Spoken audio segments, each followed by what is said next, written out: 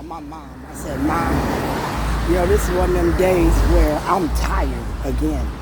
When I get tired, I usually get me a bottle. And I put on my Facebook page because of Bobby Joe Champion. They got this built after that motherfucking fire department was selling meth.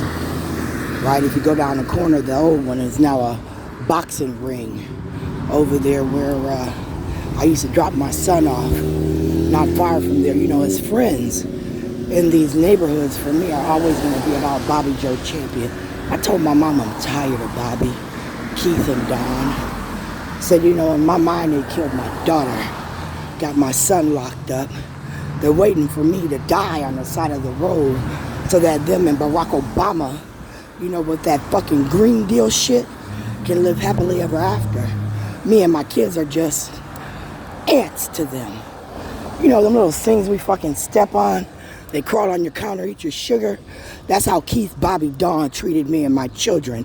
Stacy, Tuesday, Jan, and at your request, me and my kids are no longer in that godforsaken neighborhood. And it's such a beautiful place, ain't it? It's just worth all 500,000 of them houses, ain't they? George, Roland, Bobby, Uncle Mike. The property values where Stacy, Tuesday, and Jan live are so expensive right now. It is just a shame that the area looks as it does with all that fucking money in that area. I remember when the water tastes like fish, was fucking brown, right? Had my daughter playing that motherfucking political game, coming home, Mom, look at the water. Mom, the water is brown. It smells like fish.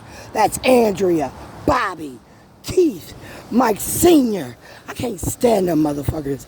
I want to die, son. I'd like to be where Shayla's at. Maybe her initials, Shayla Michelle Cooper, can mimic Sharon Martin Cooper. Because again, in Bobby's mind, I should be dead, right? So I always thought that urn was meant for me.